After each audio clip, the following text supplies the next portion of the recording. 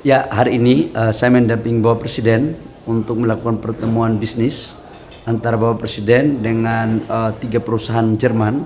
Yang pertama itu adalah BASF, dan yang kedua adalah dengan Eramet dari Prancis, dan yang ketiga adalah yang VW.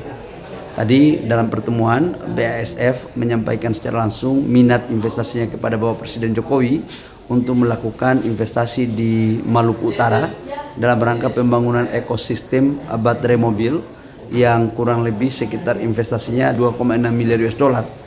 Ini adalah kerjasama investasi dengan Eramet dari Prancis dalam rangka membangun ekosistem yang memperhatikan lingkungan dan juga akan memakai green energy. Yang kedua adalah mereka akan membangun sampai dengan rencananya sampai dengan prokursor.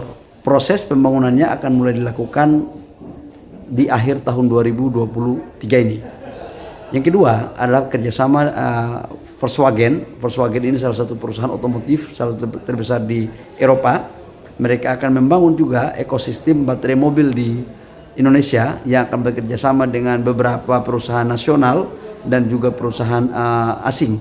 Pertama, mereka akan melakukan kolaborasi dengan Vale dengan Ford dan Huayo yang ada di Sulawesi Selatan. Kemudian juga ada kerjasama VW, kemudian Eramet dan Kala Group. Dan yang ketiga adalah VW akan bekerja sama dengan perusahaan nasional Merdeka. Poinnya juga akan sama, ekosistem membangun baterai mobil, cuman ada yang langsung melakukan investasi GV dan ada yang menjamin suplai bahan baku. Saya pikir ini adalah sebuah momentum yang tepat untuk kemudian menyampaikan kepada dunia bahwa Indonesia terbuka dalam rangka bagaimana menarik investasi tidak hanya di benua Asia tapi juga adalah benua Eropa.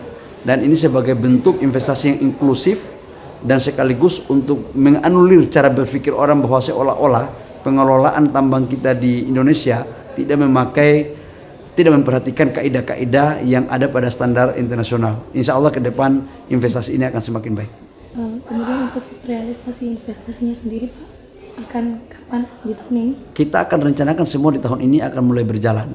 Tadi saya lihat Eropa sangat luar biasa sekali, tapi memang kita harus akui bahwa geng Eropa Amerika dengan sistem aturan mereka yang menghendaki untuk salah satu negara tidak ikut terlibat, saya pikir teman-teman sudah tahu itu sangat kuat sekali. Dan di sini sebenarnya peran Indonesia untuk memainkan sistem ekonomi bebas aktif. Kita berkawan kepada semua negara, tapi kita tidak boleh diatur oleh satu negara. Dan di sini esensi arahan Bapak Presiden tadi menyampaikan bahwa kita harus menjaga betul agar investor semuanya bisa masuk ke Indonesia dengan baik. Terakhir Pak, kan Indonesia akan memasuki tahun politik. Tanggapan dari Presiden sendiri untuk menanamkan modalnya di Indonesia seperti apa? Ya, mereka percaya sama Indonesia, tapi hampir semua pengusaha di Eropa di mana aja nanya, siapa the next yang akan memimpin Indonesia? Apakah masih sama komitmen dengan Bapak Presiden Jokowi atau tidak? Itu memang menjadi pertanyaan untuk kita. Dan saya pikir kita harus mampu bekerja sama, mampu meyakinkan para investor bahwa Indonesia ke depan akan baik-baik saja. Artinya siapapun pemimpinnya, tapi itu sebuah tantangan yang kita harus jawab bersama. Saya tidak bisa terlalu memberikan harapan palsu kepada teman-teman investor, tapi satu hal yang saya yakinkan bahwa sampai dengan sekarang Bapak Presiden Jokowi itu sangat konsisten dan kontinu dalam rangka menjaga investor dari semua negara dan terutama bagian hilirisasi khususnya di ekosistem EV baterai.